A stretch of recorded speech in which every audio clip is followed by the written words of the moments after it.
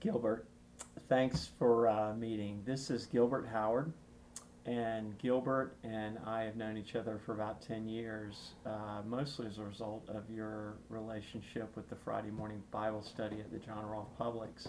Right, And Gilbert, I reached out to you because, as I mentioned, there's a lot of alarm and a lot of increased awareness about racism and right. injustice. And I think a lot of white people are confused Mm-hmm.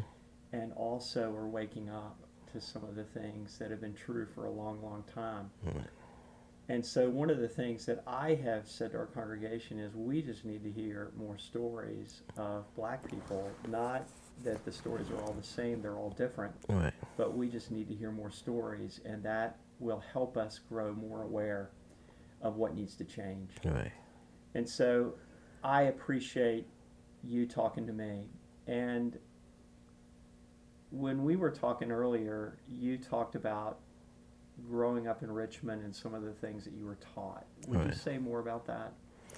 Growing up in Richmond, we were taught by the older kids that you shouldn't go through Oregon Hill, and Oregon Hill is over there in the West End, off of Belvedere, near the 7-Eleven and that area, and they say there's a lot of KKK, and if you go through there and you're black, you're going to get to fighting. Another area was Virginia Union, near the bridge. They said the whites on one side, the blacks on the other side. So make sure you be with somebody or just don't go through there because it's going to be a fight. Mm-hmm. And that's really what really stuck out to me as far as like racism and learning about the KKK. And Gilbert, you said one of your earliest personal experiences with racism Right. was when you and your family moved over to the Genito Road area. Right. Would you share a little more about that? So I was living in Richmond and going to Armstrong, predominantly black school. So my mom and dad, they moved out to Genito, out to Chesterfield. And I think we were there for about a week or two. And when we came home one day, uh, KKK was spray painted on the street, and nigger Mm-hmm. was wrote out in words. So that's what really made me like angry, Mm-hmm. and had a different look on white people. And Mr. Bell took us to a Bible study in Short Pump. Yeah. And Tell us about that. And tell us okay, all right, how that invitation came to okay, you and what you thought at first and then what that was like. okay. When he came to us and he said that we were going to Bible study, and it was in Short Pump, and it was at 7 o'clock in the morning on a Friday morning. He said, but it's going to be with a bunch of white guys. I was like, what? I was like, something ain't right.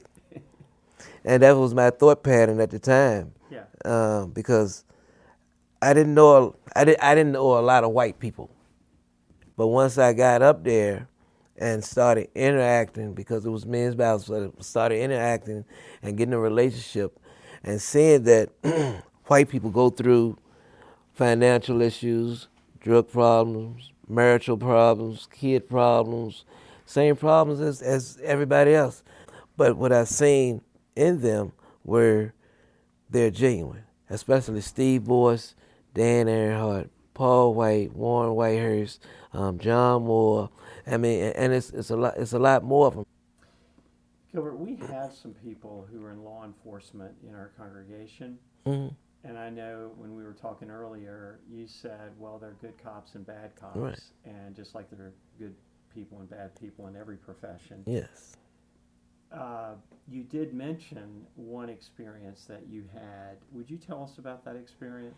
I was driving a truck and I was going, and I swerved around this pothole, and when I got pulled over by the police, and when he stopped me, he said, "Well, I seen you swerve because of that pothole." So I asked him, "So why did you stop?" He never told me why he stopped me. And so when I get to court, the judge asked me, "Do I plead innocent or guilty?" And I said, "I just need to ask the police one question." He said, "What's the question?" And I said, why did he stop me? So he asked the police, so why did you stop Mr. Howard? Hmm. The policeman couldn't remember. What do you teach your children about dealing with white people? I teach them to love everyone. There's some good black people, some bad black people, some good white people, some bad white people. It's some good police, some bad police. But God teaches you to love everybody, you know. And that's where my heart changed, is from loving everybody and seeing different races and different people and different police with my experience. Gilbert, you're inspiring to me, and I think I've said to you across the 10 years or so that we've known each other that I think you're a gift to our congregation. You and Tamika and the family are a gift to our congregation. And I just inspired to your sort of enlightened vision of how to transcend some of the deep animosity and that has existed between people. But it seems like God has you on a special course, and you're inspiring to me, and I think you'll be inspiring to others Right. who are listening. So thank you for sharing your story. Yeah, I appreciate it.